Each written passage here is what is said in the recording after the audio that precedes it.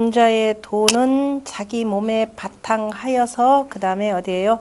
질저서민이라 저 백성들에게 백성들에게서 그 징험되어야 한다라고 이렇게 표현을 했습니다. 그래서 그와 연결해서 29장 제6절의 내용 같이 읽어보죠. 시왈 제피무악 싫어하다니까 무오로 읽어야 되겠죠. 제피무오하며 제차무역이라 서기 이를 숙자 숙야하여 이영종례라 하니 군자 미유 불려차이 조유 예어 천하자예하니라. 시에 이르기를, 여기서 시라고 하는 것은 밑에 장구에도 있듯이 주송진로편입니다. 그 시에 주송이다 그러면은 주나라의 천자, 이르기를 문왕과 무왕에게 제사 지낼 때 이렇게 쓰던 그 음악이 되는 거죠. 거기에 보면 저기에 있어도 무오하며 싫어함이 없으며, 그 다음에 제차 여기에 있어도 싫지 않느니라. 역자는 자 쏠사자는 많이 쓰이죠. 쏜다라고 할 때 쏠사, 그 다음에 쏘아 맞춘다라고 할 때는 쏠 맞힐 석, 그 다음에 싫다라는 뜻으로 쓸 때는 싫어할 역, 또는 음이름으로 읽을 때도 역으로 읽죠. 무역이라고 하는 음이름. 무역이라고 할 때, 자, 음이름으로 할 때는 무역이라 읽고요. 그 다음에 벼슬 이름으로 읽을 때는 뭐라고 한다? 야라고 되어 있습니다. 벼슬자리. 이것도 많죠. 쏠 석자. 그러니까 쏠 사자, 쏘아 맞출 석자. 그 다음에 음이름 역자, 실을 역자 또는 음이름 역자. 그 다음에 야자. 벼슬 이름으로 쓸 때 여기서는 싫지 않다라는 거니까 제차 무역이라, 여기에 있어도 싫어함이 없느니라. 다시 말해서 그 문왕의 덕이라고 하는 것은 자 어디에 있든지 간에 우리가 자 싫지 않다 이런 뜻으로 썼고, 서기 숙야에, 그래서 거의 서기라고 하는 것은 거의라는 뜻입니다. 거의 가깝다라는 뜻인데요. 자 아주 이른 새벽부터, 숙이라고 하는 것은 이른 새벽부터 밤 늦게까지, 그러니까 거의 이른 새벽부터 밤 늦게까지 이영종례라 하니 355쪽 제일 윗줄입니다. 이영종례라 하니, 자 이로써 길이 그 다음에 끝까지 명예롭다라고 하니, 그러니까 끝까지 명예롭다라고 하는 것은 길이, 그 다음에 명예롭게 마친다라고 하니, 종이라고 하는 것은 군자유종을 표현하는 거죠. 군자유종이라고 하는 것은 결국 이제 명예롭게 자기 모든 일을 마치는 것을 표현하는 거니까, 군자 미유 불려차이, 군자가 이와 같이 아니하고서, 그죠? 이와 같이, 그러니까 미유의 목적어가 뒤에 있는 전체 문장이죠. 이와 같이 하지 않고서 일찍 조자입니다. 일찍이 천하의 명예를 둔 자 미유, 잊지 않느니라. 다시 말해서 군자가 아까 그 임금이 나라의 군주가 돼서 길이 명예롭기 위해서는 백성들을 위해서 자신의 그저 혼신의 노력을 다해야 한다라는 것을 표현한 내용입니다. 나머지는 쭉 보고 그 뒤에 356쪽에 그 두 번째 문단에 나와 있는 그 공영달의 그 소를 보면은요, 그 내용은 어떤 내용을 그 비교를 한 거냐면은 저 앞에 28장 제5절에 거기 351쪽에 있는 거죠. 그게 보면은 오설하레나, 나는 하나라의 예법을 설명할 수는 있지만 기 부족징하여 기나라가 좋기 증거하지 못하고, 오학을례나, 나는 은나라의 예법을 배웠으나 유송이 존원이오니와, 그런데 송나라가 있는데, 송나라가 존재한다라고 하는 것은 송나라가 있기는 하지만은 은나라의 예법이 제대로 전해지지 않아서 내가 은나라의 예법을 쓰고 싶어도 제대로 쓸 수 없다라는 뜻입니다. 그리고 또 나는 지금 주나라의 예법을 배웠으니 주나라의 예법은 지금 두루 천하에 통용되는 것이라, 그래서 나는 기본적으로는 주나라의 그 예법을 따른다라는 뜻으로 이렇게 표현했는데요. 그런데 이제 공자가 입고 다니는 복장이나 이런 것들이 꼭 주나라식의 복장은 아닙니다. 그거에 대해서 누가 이제 문제 제기를 하는 내용을 공영달에 여기다 썼는데 그 한번 보도록 하겠습니다. 거기 보면 356쪽이에요. 안조상문 공자, 그죠? 칭 오학출의 금용지 오종주인데 이렇게 물어봤죠. 조상이라고 하는 사람이 안이라는 건 살펴보건데 옛날에 그 조상이라고 하는 사람이 공자에게 그저 묻기를 뭐라고 하냐 공자께서 분명히 오학 나는 오학출에 나는 주나라 예법을 배웠고 또 금용지 지금 쓰이고 있기 때문에 오종주 나는 주나라를 따른다라고 그 앞에 있는 거죠. 일컬으셨는데 지금 얘기 단궁편을 보면은 뭐라고 했느냐? 얘기 단궁편에 공자가 하신 말씀입니다. 금구야는 이제 나는 공자 이름이죠. 스스로를 낮춰서 표현할 때는 자기 이름을 이렇게 얘기를 합니다. 이를테면 제가 이제 윤숙이라면 저 지금 윤숙이는 이렇게 하듯이 그죠? 이렇게 해서 지금 나는 은나라 사람이라 라고 하셨고 그 다음에 양령 존빈 곡사지 천은 양기둥 양령이다 양기둥 사이에 그 다음에 높일 전자가 되는 거죠. 전빈이라고 하는 빈소라는 겁니다. 그러니까 빈소를 차리고 곡사니까 무리사죠. 무리들 사람들이 곡을 하게 만든 것을 두는 것은 이게 무슨 소리냐면 얘기 단궁편에 공자가 돌아가시기 일주일 전에 꿈을 꾸셨습니다. 아침에 일찍 그 꿈을 꾸시고 아침 일찍 이제 산책을 하시는데 그때 자궁을 만난 거예요. 그래서 선생님 가만히 보니까 노래하는 그 노래가 굉장히 슬프고 그 다음에 이제 그 이런 말에서 뭐 철인이 떨어지려는가 뭐 이렇게 하면서 그 노래하는 말이 굉장히 슬프시고 하면서 이제 들어가시길래 자궁이 따라 들어가서 그 물었습니다. 선생님 왜 이렇게 노래 말씀이 슬프십니까? 선생님 돌아가시면 저희들 어찌하라고요? 라고 할 때 이제 공자가 하신 말씀에 내가 지난밤에 꿈을 꾸었는데 지금 얘기 단궁편에 나온 얘기는 공자가 꿈속에서 꿈을 꾼 내용입니다. 그 꿈 얘기를 하면서 나는 본래 뭐냐면은 은나라 사람이라 이렇게 표현을 해요. 공자 영화 보신 분들 있나요? 거의 대부분 보셨죠. 거기 보면 이제 공자 영화를 만들 때 그 만드는 그 작가가 뭐라고 하냐. 말이야 저 동이족 조선 사람들은 세상의 모든 건 다 자기네 거라 한다. 우리나라 비아거릴 때 그러죠. 그 원래 원류가 우리나라에서 나왔는데 그러면서 심지어 저자들은 공자도 자기네 동이족이라고 한다. 이렇게 얘기를 해요. 그러면서 비아거리는데 실은 걔네들이 잘못한 얘기죠. 분명히 얘기 단궁편에도 나옵니다. 공자가 나는 은나라 사람이라. 그 얘기는 뭐냐면은 원래가 공자가 그 동이족이죠. 동이족이라는 개념입니다. 동이족이고 그 다음에 은나라 사람이라고 하는 것은 자기의 조상, 할아버지 때 그 조상이 송나라에서 사셨습니다. 송나라 땅이 은나라의 그저 후손이 되는 거죠. 사시다가 나중에 노나라로 이주를 하신 분이에요. 그래서 나의 원류, 나의 본 뿌리라고 하는 것은 나는 은나라 사람이다. 그 얘기는 나는 동이족이다 이 얘기입니다. 나는 동이족이고 그런데 내가 지금 보니까 내가 죽어서 내 모습을 봤더니 내가 두 기둥 사이에 빈소를 차리고 사람들이 거기다 다 절을 하더라 이 소리. 그 얘기는 뭐냐면 은나라 사람들의 초상 치르는 예법이라고 하는 것은 빈소를 차리고 사람들이 다 그죠. 북쪽 두 기둥 사이다 그러면은 집에 차당이 있고 벽이 있는 북쪽을 향해 가지고서는 북쪽에다가 차리고 사람들이 북면을 해서 절을 하는 거죠. 그러면 주나라에서는 어떻게 하면 동쪽 계단 섬돌에다가 빈소를 차려요.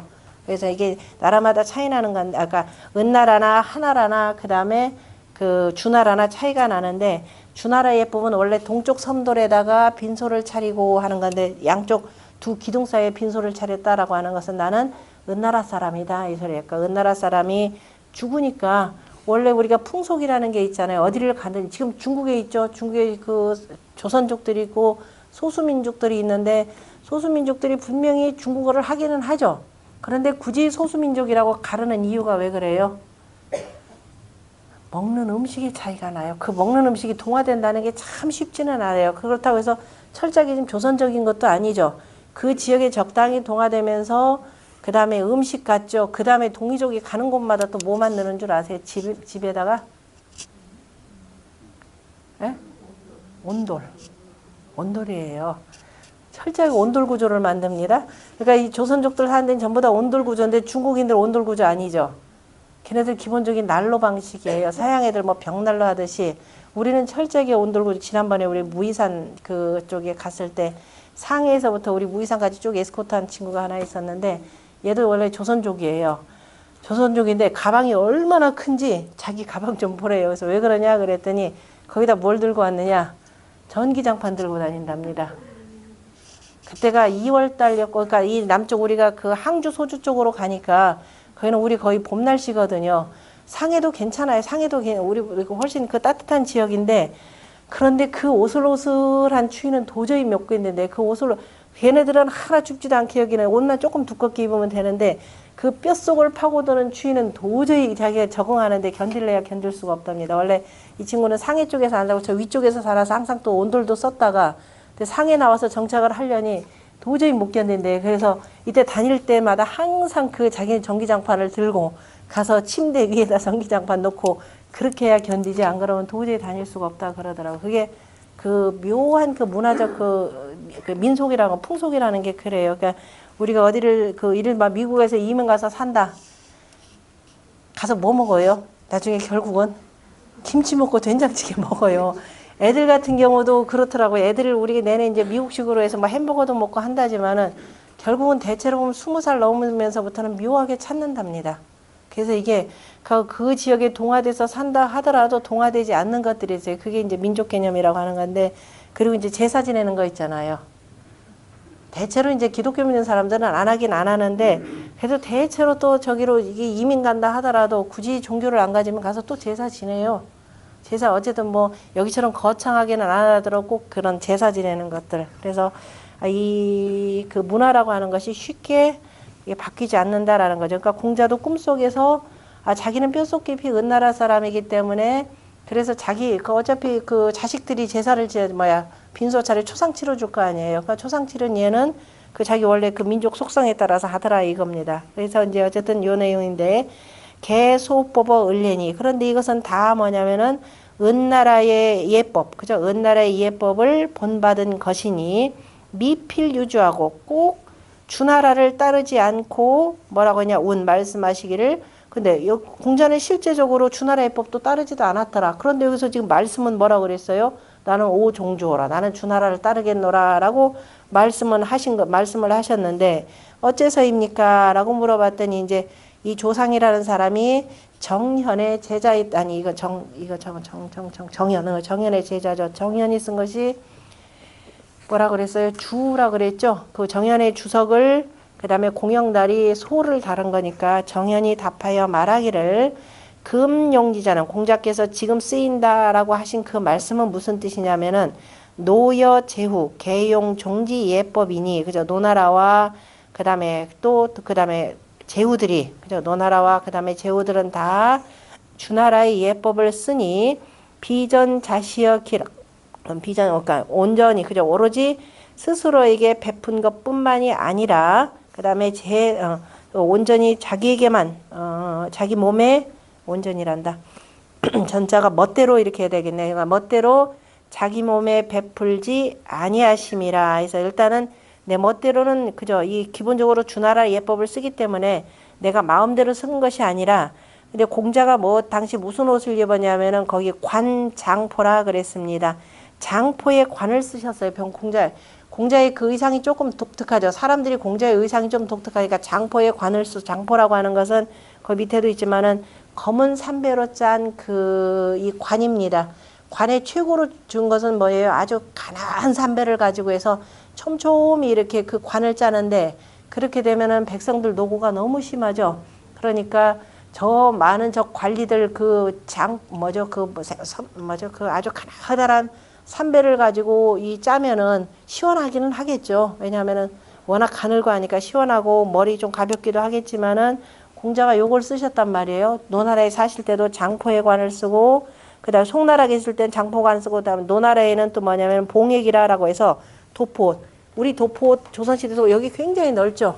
넓게 해가지고 그러다가 나중에 야, 거추장스럽다 이제 짧게 이렇게 만드는 건데, 노나라에 계실 때는 또 봉액이라고 하는 그런 옷을 입으셨어요. 그러다가 나중에 노나라에 계속 계실 때도 그냥 이렇게 늘 쓰던 거니까 이렇게 쓰셨단 말이에요. 그러니까 노나라 군주가 물어봐요. 그게 유자의 복장입니까? 하고 이렇게 물어봐요. 그러니까 아니다.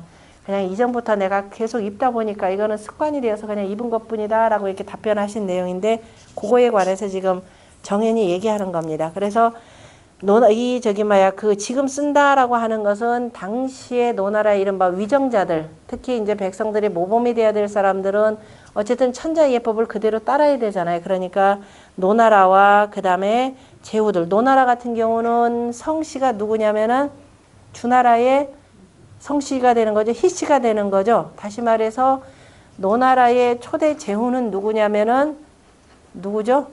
주공의 아들이잖아요. 그러니까 이건 이 사람들은 전형적인 누구냐면은 이 귀족들은, 그러니까 그쪽에 신분 있는 사람들은 주나라의 후손들이니까 당연히 노나라가 하고 그다음에 그 다른 나라 제후들은 대체로 전부 다가 주나라의 그 왕족들이니까 그래서 당연히 주나라 예법을 쓰는데, 그런데 그래서 멋대로 이 사람들이 멋대로 자기 몸에다가 베푼 것이 아니라 이 소리에 멋대로 그냥 쓴 것이 아니라 다 천자 예법을 따라서 주나라 예법을 따라서 쓴 것이라 했고, 그런데 공자가 송나라에 계실 때는 장포의 관을 썼고 성글성글해서 이제 장포의 관을 썼고, 그다음에 노나라 계실 때는 그다음에 봉에게 노나라 사람들이 또 이렇게 또 많이 입으니까 그렇게 해서 쓰니까 나기는 그 봉에게 그 옷을 입으셨으니 하필 순용지려 어찌 꼭 그냥 순수한 것만 그냥 오로지 막 이건 주나라 거니까 꼭 주나라 예법이 되니까 꼭 밑에 있는 사람들까지 이런저런 그 풍속이나 뭐 등등 다 무시하고 이렇게 해서 그것만 따르겠는가 이런 뜻입니다. 공자가 여기서 오종주라고 하신 말씀은 바로 뭐냐면은 우리가 예법이다라면 법도 하고 책력 관련이라 그랬잖아요. 그죠? 그래서 이것은 뭘 말했냐? 주례 법 최비요. 주나라의 예법이 주나라의 예법이 가장 잘 갖춰졌고 기위 은주사 기일례리오 하니, 그 다음에 은나라와 주나라의 일을 어찌 또 똑같아 어느 한쪽만 가지고 한결같게만 하겠는고라고 하셨으니 여정차는 여기서 정연이 이러한 말을 한 것은 제후의 예법인즉 그러니까 주나라를 따르는 것이 되고, 그 다음에 내 몸에 행하는 바는 이겁니다. 그냥 내 몸에 행하는 바는 자병을랭이라 은나라의 예법을 섞어서 쓰셨다라는 뜻입니다. 그러니까 여기서 공자가 들은 예법이라고 하는 건 다시 표현하면은 대경대법이라는 겁니다. 큰 예법 정도는 우리가 그걸 대경대법이라고 하는 거죠.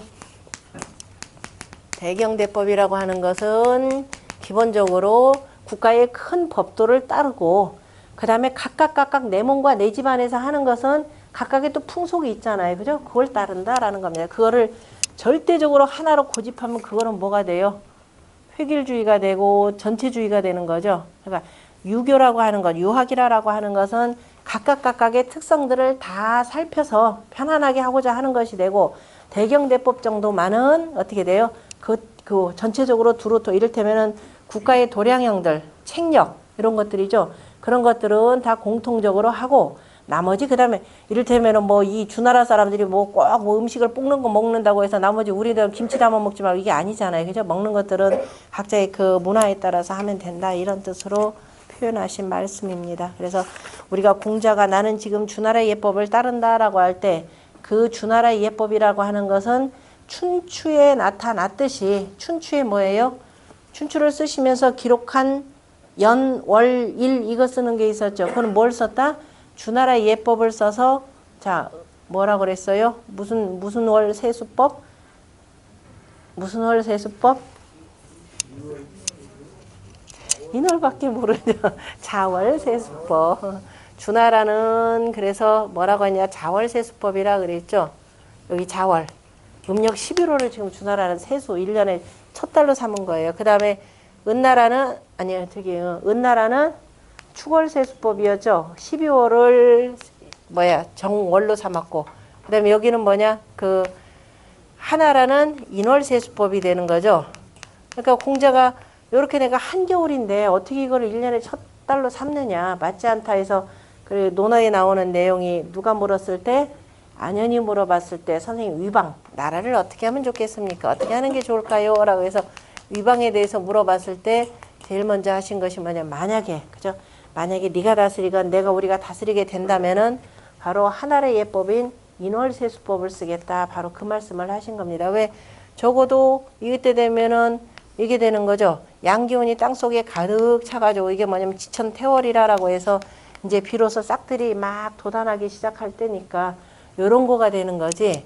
나머지 먹는 것, 입는 것 이런 것까지 획일적으로 요구하는 것은 아니다 이 표현입니다. 그런데 우리가 이제 유학이나 이런 것들 잘못 받아들이는 사람들이 유학은 어떻다? 획일적으로 요구한다 이런 식으로 잘못 이해를 하고 있습니다. 각자의 문화적 풍속들은 그대로 다 인정을 하되 국가가 혹시라도 권력이 혹여라도 백성들을 괴롭힐까 봐 뭐냐면 율도량형이죠. 도량형 철저하게 그 기본적으로 공통적으로 쓰고 하는 것들에 이제 국한된다 이렇게 보시면 되고요. 그 다음에 쭉 넘어가서요. 나머지는 웬만한 거 이게 설명 다 된 내용들입니다. 쭉 넘어가서 그래서 이러한 그 공자에 대해서 지금 자사가 지금 하시는 말씀입니다. 중용이니까 자 360쪽이죠.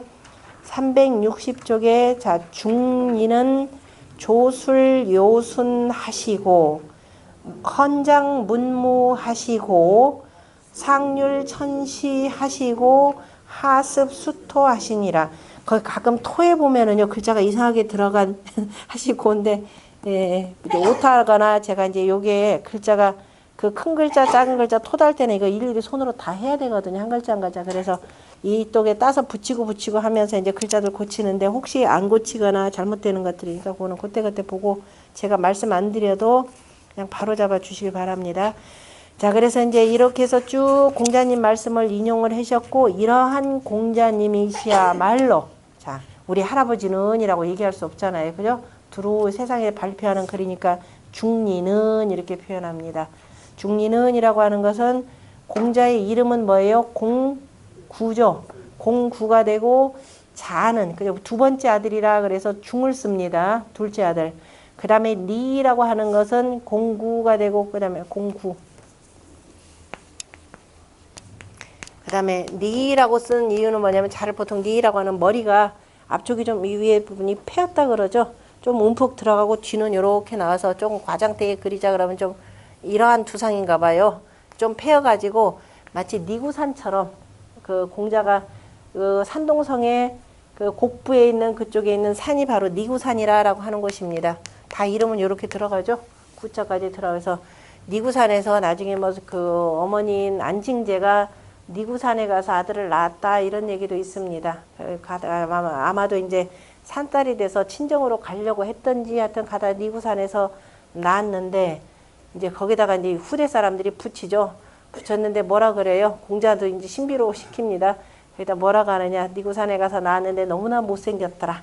그래가지고선 그냥 거기다가 놔두고 가끔 가서 왔다 갔다 했는데 나중에 뭐 호랑이가 젖을 먹이고 어쩌고 저쩌고라고 하는 그러한 신비롭게 전해지는 말인데 그건 아니다라고 보시면 되고 어쨌든 그래서 둘째 아들이다 그래서 중리 이렇게 표현을 합니다. 자, 중리는 조술 요순 하시고 헌장 문무 하시고 그 다음에 그래서 요임금과 순임금을 할아버지로 삼으셔서 지으셨고 이 뜻입니다. 정확하게 표현하면은 그게 뭐냐면은 유학의 도맥을 지금 표현하는 겁니다. 유학의 도맥이라고 하는 것은 자 물론 이전에 그 어디서부터나 공자는 여기 같은 경우는 저기에 빠지긴 했어요. 공자 같은 경우 개사전을 쓰시면서 복희씨부터 말씀을 하십니다. 복희씨 그 밑에 제가 있을까? 그 밑에 강설에 보면은 밑에서 뭐 그 내용 있죠. 고자에 나오는 내용. 고자의 포이시지 왕천하야에 이렇게 나오는 옛적에 포이시가 천하의 왕할 적에 앙즉 관상하 천하고 우러러서는 하늘에서 상을 보고 부죽 관법어 지하며 구부려서는 땅에서 법을 보고 살폈으며 관조수지 문과 숫자를 이렇게 써야 되나? 이 숫자가 생각이 안 나. 관조수지 문과 조수의 그 문의를 보고 조수의 문의와 여지지의 땅의 마땅함을 보고서 보았으며 살폈으며라는 거죠. 관. 그 다음에 근취 저신하고 가까이로는 저 몸에서 취했고 원취 저물 하여 멀리로는 저 물건에서 취하여 어시에 이에 시작 팔괴하여 비로소 팔괴를 지으시어서 이통 신명지덕하여 이로써 신명한 덕을 통하여서 이리오 만물 지정하니라. 이로써 만물의 정을 같이 했다. 나누었다. 이런 뜻입니다. 다시 말해서 공자가 주역에 있어서는 바로 유학의 도맥이라고 하는 것은 어디서부터 비롯되었다? 복귀시로부터 비롯되었다라고 이렇게 표현을 했는데요. 자사 같은 경우는 지금 뭘 근거로 해서 이렇게 표현을 하냐면은 조술 요순이시다라고 하는 것은 뭐에 근거해서? 뭐에 근거해서? 서경이죠. 자, 우리가 경이라고 할 때 유학경전에 사서 삼경이라고 할 때 경이라고 하는 거, 사삼경 체계는 주자에 의해서 만들어진 것이라 그랬죠. 송나라 때 확립된 최소한 유학자라면은 사서 삼경을 반드시 기본 필수 과목이에요. 그죠? 필수 과목이고 그 다음에 나중에 거기에다가 이제 이것저것 다시 선택해서 역사 반드시 해야 되는 거죠. 그런데 역사를 공부하더라도 반드시 뭘 먼저? 서를 먼저. 그죠? 다른 시를 공부하더라도 반드시 뭐부터? 시부터, 시경부터. 이렇게 되는 거죠. 그리고 이걸 두루두루 다 아우르는 이른바 천하의 왕하는 자가 반드시 익혀야 될 것이 바로 역경이 되는 겁니다. 그래서 시서역이라고 하는 것을 반드시 이제 공부를 해야 되는데 서경은 바로 어디서부터 시작되느냐 하면은 서경의 역사는 뭐였었죠? 서경의 역사는 4개의 역사가 나오죠. 4개 역사책. 우서. 그 다음에 또 어디? 우서. 그 다음에 여기 서경 공부하신 분들 몇 분 계시죠? 하서. 그 다음에 서자 생략합니다. 그 다음에 또 상서. 그 다음에 주서. 이렇게 되죠. 저기 중용공 대학 공부하시려면 이거 기본적으로는 아셔야 돼요. 내용 뭐 당연히 알아야 되겠지만 몰라도 일단은 자 서경의 그 서라고 하는 것은 기본적으로 4가지 역사입니다. 우서와 그 다음에 하서와 상서와 주서예요. 그럼 우서라고 하는 것은 이것도 공부했죠. 우는 뭐예요?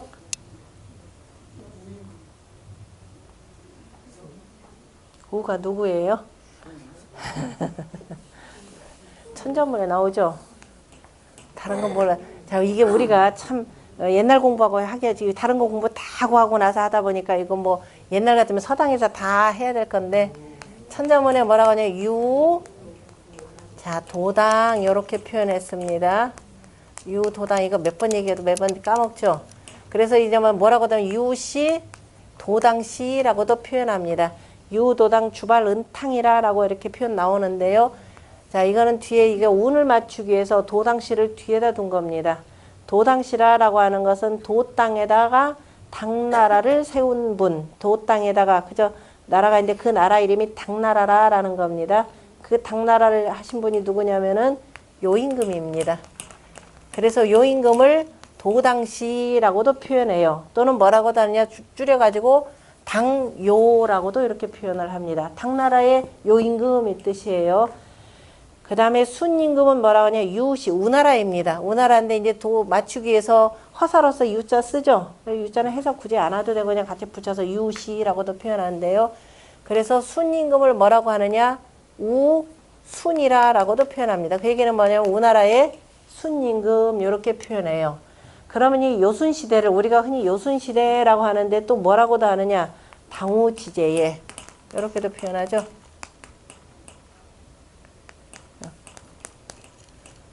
요순시대 그러면 당우의 때 요순지제 또는 뭐냐면 요순 그죠? 요순이라는 말을 이렇게 쓰는 겁니다. 그러니까 요순을 당우라고도 표현하고 또 쓰는 말들은 이제 여러 가지 또 많은데 일단은 이렇게 두고 그래서 우서라고 하는 것은 우리가 앞서간 역사다 그러면 언제 기록해요? 요임금 시대를 기록한다면 누가 기록해야 돼요? 순임금이 기록해야 되잖아요. 그래서 우서라고 하는 글 속에는 거기에 뭐가 들어있냐면은 요전편이 있고 순전편이 있습니다. 자, 요전과 순전이 있고 그 다음에 이제 실제적으로 저 우나라의 역사니까 이때는 이제 요걸로 끝나고 그 다음에 순전이 있고 순임금의 신하들 3분이 있죠. 뭐 순임금의 신하가 많긴 한데 뭐 몇 명 있는데 그 중에 대표적인 사람이 누구냐? 치수 사업을 도왔던 우가 있죠. 우가 순을 이어가지고 나중에 그 다음에 임금이 됩니다. 그래서 이 신하에 대해서는 특별히 뭐 자를 붙이나 대자를 붙여요. 그 신하들이 아무리 훌륭한 군주지만은 신하들은 적어도 그 임금에 대해서 이렇게 이렇게 하십시오라고 해서 임금을 가리키는 겁니다. 그것이 대우모편입니다. 그 다음에 또 법관인 유명한 사람이 하나가 있죠. 누구예요? 고요가 있죠.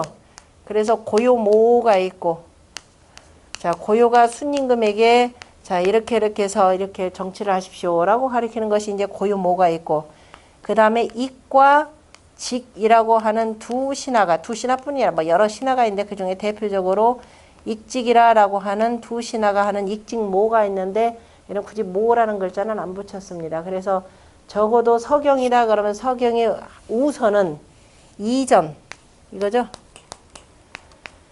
이전과 그 다음에 삼모로 이루어져 있다. 이렇게 표현을 합니다.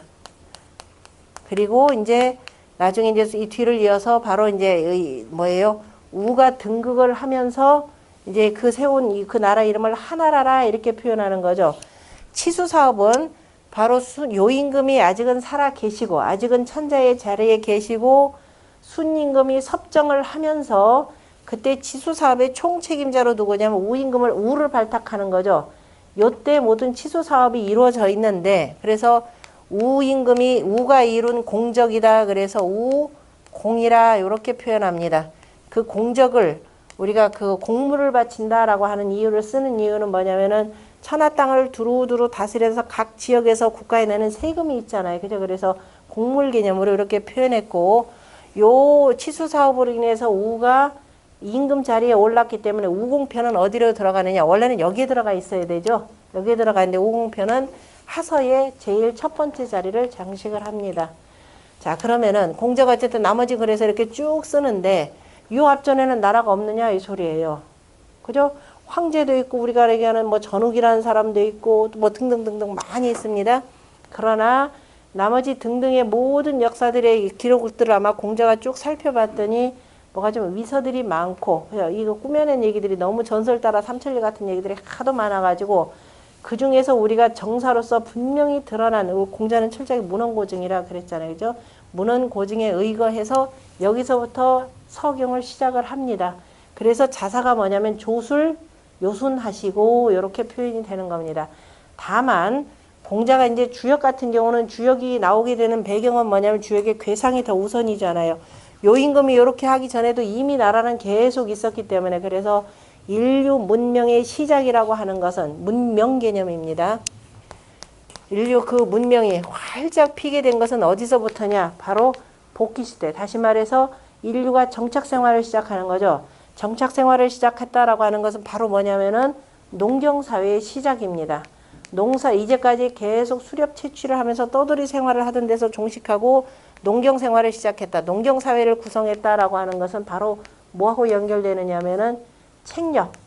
다시 말해서 음양소장의 이치에 따라서 1년이라고 하고 1년 12달의 이치를 둔 겁니다. 그거를 뭘로 했냐? 주역의 괴상으로 나타냈잖아요. 그래서 주역에서는 공자가 바로 고이시 왕천하에 옛날에 그 복희씨가 천하의 왕할 적에 그저 천하를 두루두루 다스릴 때 그때 비로소 뭐 했더라? 하늘에 있는 저 책력을 보고 그 다음에 이런저런 천지자연의 이치를 담아가지고 뭐 글도 만들고 했더라라는 걸로 시작을 합니다. 그런데 이제 구체적으로 공자는 자 인류의 문명의 발달사는 이렇게 되지만 유학이라고 하는 것은 군자의 도를 세우는 거죠.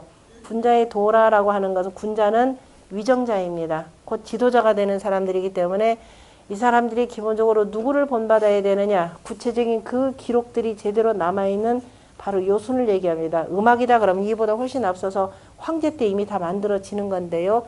그게 구체적으로 체계화돼서 만들어지는 것이 어디냐면은 요순 시절이 되는 겁니다. 그래서 천자문에도 뭐라고 돼 있던가요? 맨 처음에 천자문의 성인지도의 첫 번째 문장이 어떻게 되는 거죠? 시제문자하고 내복의상이라 이 내용이 나오는 거잖아요. 그죠? 시제문자 내복의상 했던 사람들은 바로 복희씨하고 그 다음에 누구예요? 시제문자 그 다음에 황제 그 다음에 내복의상이라고 하는 것은 의상을 잃어서 비로소 뭐 입었다라는 것은 옷을 입었다가 아니라 각자의 신분에 맞게 제사 지낼 때는 12장복을 입고 라고 하는 다시 말해서 법과 제도가 비로소 그죠? 제대로 완비된 시대가 언제냐면 여기 시대라 이 소리입니다. 그래서 서경에서 요순을 먼저 시작했고, 그래서 여기 그 자사가 중리는 조술 요순하시고 라고 하는 것은 바로 서경에 근거를 했다. 다시 말 무슨 소리냐면은 자사도, 그죠? 자기 할아버지라고만 표현하면 안 되겠죠. 자사도 바로 이 성인께서, 바로 누구냐면 성인이 앞에서 나는 하나라의 예법을 설명할 수 있고 또 은나라의 예법도 설명할 수는 있지만은 뭐가 부족하다? 문헌고증. 그죠? 문헌고증이 안 되기 때문에 정확하게 문헌고증이 되는 것을 바탕으로 해서 서경을 지었고, 그죠? 서라고 하는 것은 분명히 역사서가 돼야 되는 거니까 지었고, 주역에 있어서는 두루두루 천하의 이치를 다스리는 거기 때문에 공자가 복귀시 때 확실하게 궤를 그렸다라는 걸 이렇게 표현하신 겁니다. 그래서 요임금과 순임금을 할아버지로 지으셨다, 서술하셨다라는 것은 뭐예요? 학문의 뭘로 삼았다? 종주로 삼았다 이렇게 되는 거죠. 마루종자니까 그러니까 할아버지로 삼았고, 그 다음에 헌장문무하시고 바로 뭐냐면은 문왕과 무왕을 법으로 밝히셨고 이 소리죠. 헌이다 그럼 법헌자가 되고 장자는 빛날 장자입니다. 어쨌든 헌장했다라고 우리 무슨 헌장 이렇게 나오죠. 사람들이 두루두루 법 삼아야 될 것을 밝혀둔 것을 우리 무슨 헌장이에요? 국민교육 헌장 무슨 헌장 이렇게 되는데 바로 문무를 법으로 밝히셨고 라고 하는 것은 자 문무라고 하는 것은 자 요순이 끝나고 쭉 나갔다가 그 다음에 법으로 밝히셨다라고 하는 것은 바로 이제 공자가 바로 요 시대에 산 거죠. 주나라가 바로 유왕 여왕이 있고 유려가 되는 거죠. 유왕. 요 시기 때 주나라가 망하는 거죠. 망한다라고 하는 것은 어디 땅에서 호경 땅에 있는 이제 주나라의 도읍지가 이제 더 이상 망하고 어디로 이사를 가냐면 낙양 땅으로 이사를 갑니다. 낙양 땅으로 이사를 가는 거 이때가 바로 평왕때라 그랬죠. 평왕때가 되고 자, 요때를 시기로 해서 바로 이제 뭐예요? 서주 시기가 되죠. 서주 시기가 되고 자, 이때 동쪽으로 낙양으로 이사를 왔으니까 이때가 동주시기라 이렇게 표현을 합니다. 동주시기인데 요때에 대해서 자 공자가 기록을 하면서 이제 앞에서는 문과 무처럼 다시 문무라고 하는 것은 결국은 정치하는 사람은 또 뭐까지 했냐 문무를 겸비해야 된다라는 뜻으로 이렇게 표현하는 겁니다. 위정자들은 그죠? 문과 무를 아울러서 밝힐 줄 알아야 된다 이 뜻으로 해석해도 상관은 없습니다만은 앞에 요순이 나오니까 당연히 문왕과 무왕이라라는 뜻이고요. 역시 주역하고 연결해서 볼 때는 복귀 씨가 획을 그었다 그러면은 누가? 문왕은 그죠? 문왕이라면 서백창이 되고 은나라 말기에 폭군주에서 저 유리라고 하는 지역에 갇혀 있을 때 그 감옥에서 뭐냐면 주역의 64궤의 괴사를 지으셨습니다. 괴사를 지으시고 그 다음에 이 문왕의 아들 무왕의 동생인 누구? 주공이죠. 주공이 384요. 한 궤마다 6효가 있으니까 64 곱하기 6 하면 384회죠. 384회의 효사를 다루신 분이 누구냐면은 주공입니다. 그래서 그렇게 되고 그 다음에 이후에 500년 후에 공자가 나셨죠. 공자가 나오셔서 주역에 뭐예요? 10개의 날개를 답니다. 그래서 주역이라고 하는 것은 몇 분 성인의 손을 거쳤다? 4분. 복귀씨, 문왕, 주공, 공자에서 4분의 성인을 거쳤고 어떤 책이 이렇게 4사람 손 거치면서 완성된 책이 있나요? 인류 역사상 그죠? 가장 오래된 경전이 되고 가장 위대한 경전으로 일컬어지는 게 바로 그 주역입니다. 이렇게 해서 그래서 공자가 가장 존숭하셨던 분이 누구였어요? 주공하고 문왕이었죠. 주공에 대해서는 논어에도 나옵니다. 예전에는 내가 주공을 꿈속에서도 많이 뵈셨는데 세상이 쇠하였는지 더 이상 꿈속에도 나타나지 않더라라고 하는 내용도 여기서 나오는 겁니다. 그래서 그 문왕과 그 다음에 무왕이 그 역할들을 크게 드러내셨다 이런 뜻입니다. 왜냐하면 자 이제 그 우리가 책으로 표현하자면 저렇게도 표현되겠지만은 또한 뭐 글뿐만 아니라 문왕은 유리옥에 갇혀가지고 자 주역의 괴사를 쓰셨지만은 그 다음에 풀려 나와서는 어떻게 돼요? 뭔가 이거는 세상을 좀 바꾸긴 바꿔야 되겠는데, 그래서 우리가 윗사람한테 어쨌든 뭐가 발탁이 돼야 되죠. 제가 아무리 여기서 떠들어봤자 이게 다 뭐라 그랬어요?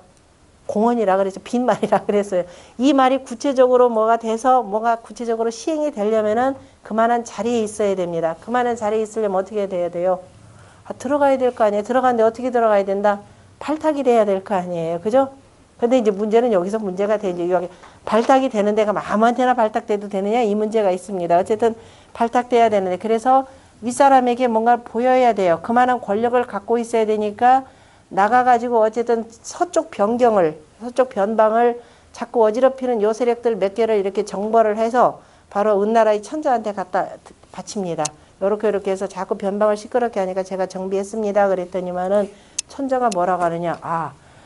당신이 거기 지금 그동안에 고생한 것은 누구 때문에 저 숭땅에, 저 제후인 숭땅에 하여튼 저자 때문에 그랬다니까 당신 마음대로 정벌하라 그러면서 서백으로 임명을 합니다. 그러니까 서쪽에 으뜸제후로 임명을 하고 모든 정벌 권한을 그쪽을 다 줘요.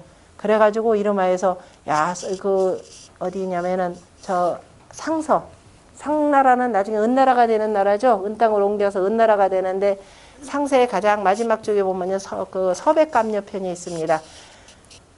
누구냐면은 서백이 열을 이겼다 이렇게 돼서 엿땅을 쳐서 이겼다 그랬더니 은나라에서 지금 난리가 났습니다.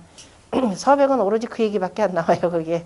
그리고 나서 이거 앞으로 징조가 좀 이상하다는데 어쨌든 그렇게 하고 난 뒤에 당시의 모든 제후들, 그러니까 우리가 구주 우적이라고 해서 우임금의 자취가 9주가 되는 거죠. 그 9주 가운데 6개 주니까 9주 6개 주면 천하의 몇 분지 몇이에요? 3분의 2입니다. 천하의 3분지 2가 전부 다가 어떻게 되느냐? 왜냐하면 위에서 정치를 하도 천자가 이러니 밑에 제후들 그거 다스리기 쉽겠어요. 왜냐하면 백성들로부터 계속 세금을 짜내야 되는 거니까. 그러니까 우리도 도저히 정치도 내가 아무리 제후라지만은 백성들을 세금 걷는다지만 이거 좀 해도 너무한 것 같다. 그리고 여차하면은 정벌하라 계속 보내고 하니까. 그래서 언제든지 당신이 명만 하면 우리가 군사를 이렇게 저 은나라 천자 치겠다 이렇게 나온 겁니다. 그런데도 문왕은 아니다라고 그랬어요. 아직은 때가 아니다. 왜냐하면은 은나라를 주변으로 하는 그 청주하고 몇 개 지역의 이 세력들이 워낙 강하기 때문에, 왜냐하면 바다에서 나오는 이런 여러 가지가 있잖아요. 그죠? 농토가 워낙 비약해서 국가가 굉장히 풍성합니다. 그래서 저 나라들의 힘이 워낙 강성하기 때문에 만약에 이때 그냥 백성들을 친다, 은나라를 친다 그러면 서로 간에 양쪽 간에 그 손해라는 게, 그죠? 이 피를 보는 게 너무 많다. 그래서 아니하셨죠. 그리고 문왕이 돌아가시고 그 아들도 처음에는 한번 먼저 이렇게 정벌을 하려고 일으켰습니다. 그러다가 아닌 것 같아서 다시 군사를 돌이키죠. 그래서 다시 두 번째, 그러니까 무왕이 자기 그 자리에 오른 지 13년 만에, 그때 서백이죠. 13년 만에 은나라 천자를 칩니다. 그것도 얼마 만에 이겼던가요? 1월 달에 군사를 출동을 시켜서 저기 어디냐면 그 낙양 땅에서, 호경 땅에서 군사를 일으켜서 얼마 만에 4월 달에 다 이기고 다시 풍땅에 가서 문왕한테 그 제사를 지내는 내용이 나와니까 불과 몇 개월 만에 3개월 만에 왔다 갔다 하면서 다 이기고 정벌을 하게 되는 겁니다. 다시 말해서 그만큼 민심이 이쪽으로 다 돌아온 거죠. 민심이 우리 편으로 돌아왔다라고 하는 것은 만약에 저 은나라의 군사들이 은나라의 천자를 위해서 싸우는 것이 아니라 어떻게 돼요?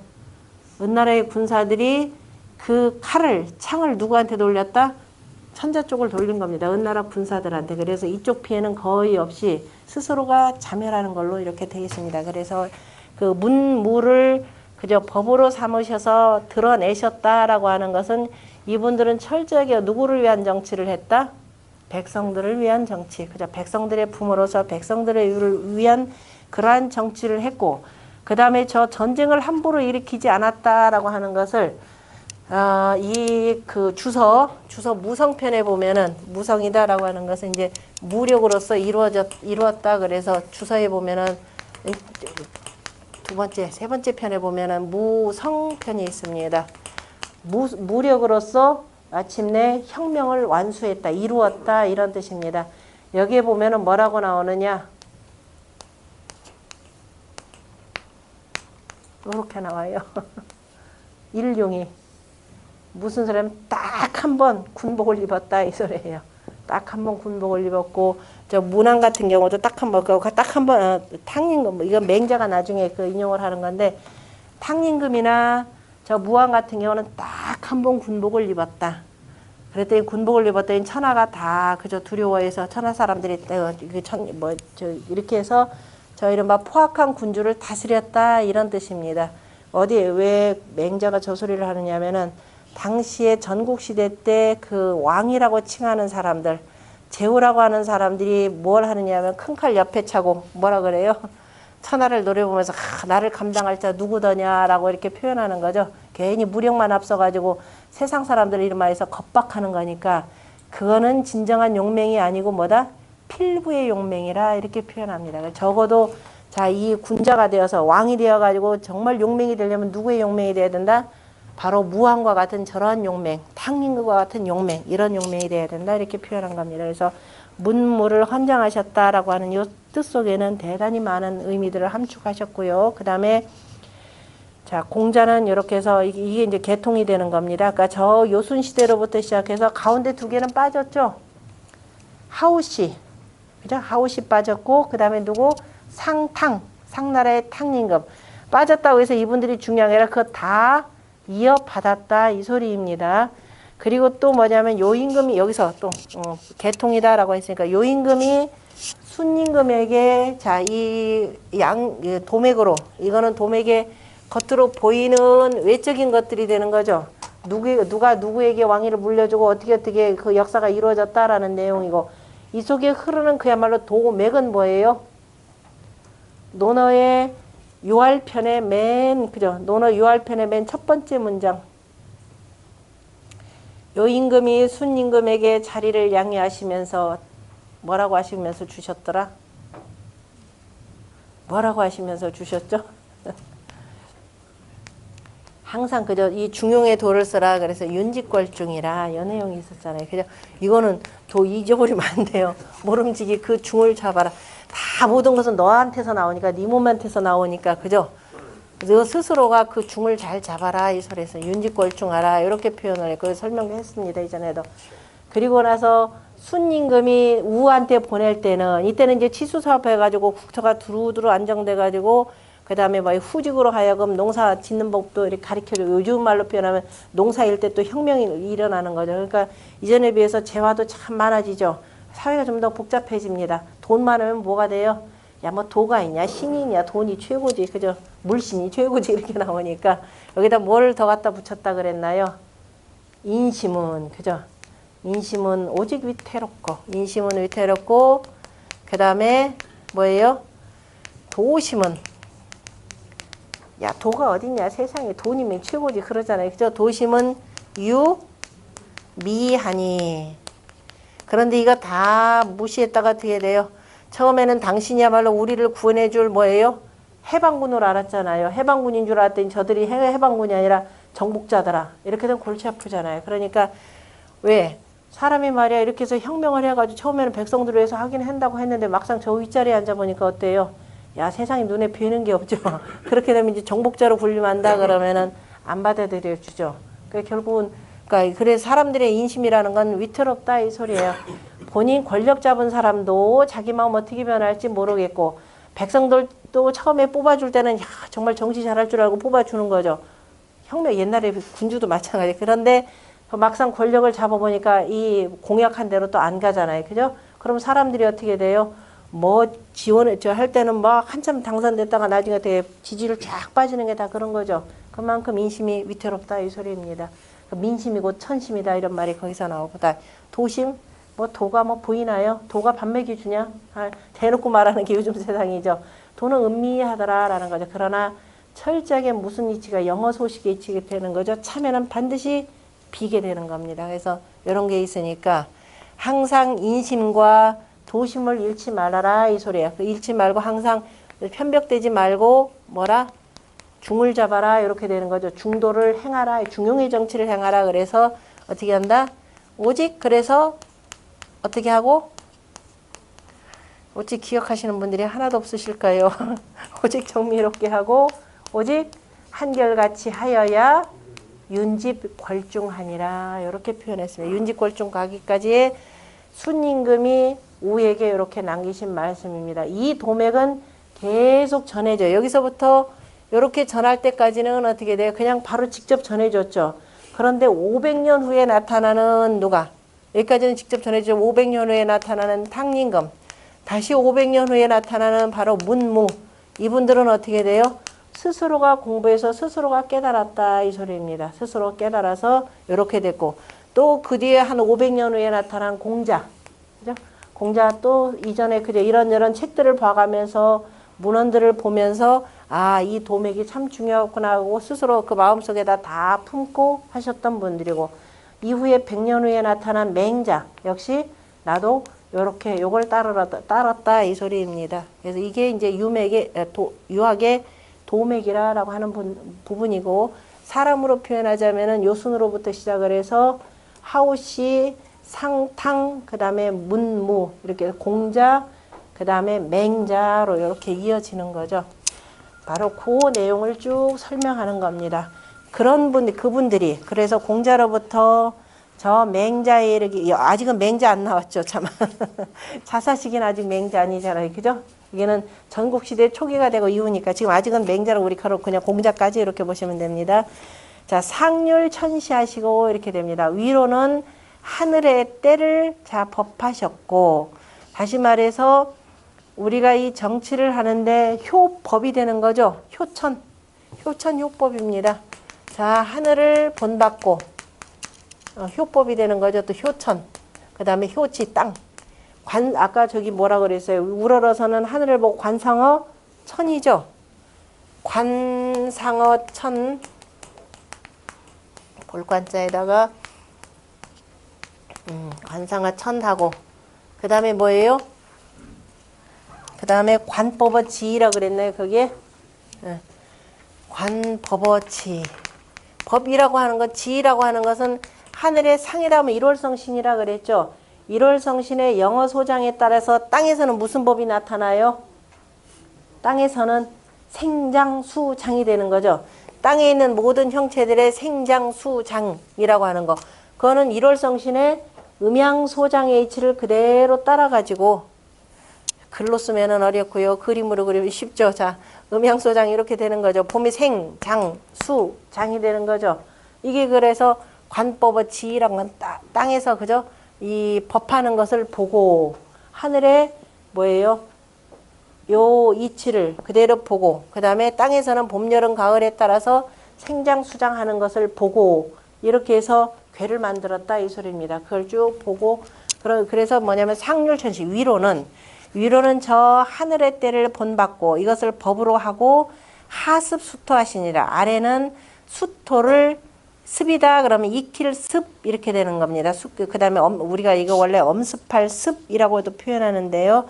아래로는 수토 다시 말해서 물의 흐름 그 다음에 땅의 그 이치를 바로 다 익히셨느니라. 익히셔가지고 이로 말미암아서 중리께서 유학의 도를 펴셨느니라 이렇게 되는 겁니다. 수토라고는 표현했지만 이게 뭐예요? 하습 수토. 수토라고 하는 것을 우리가 누구냐 우가 치수 사업을 한 것을 뭐라 하냐면 평수토라라고도 이렇게 표현합니다.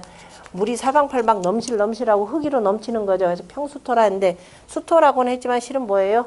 수, 화, 목, 금, 토해서 뭐만 딴 거예요? 오행에서 일활 수요, 오활 톤이라 해서 하나 첫 번째하고 끝 따면 어떻게 돼요? 다 된 거죠. 아까 거기에서 중간에 하우시하고 상탕 둘이 그 생략했듯이 그래서 오행의 이치를 그죠? 오행의 이치로 말미암아서 자 천하의 그저 이 유학의 도의 체계를 세우셨느니라. 그러니까 이거를 공자가 뭐라 해서 오도는 이리관지라 이렇게 된 거죠.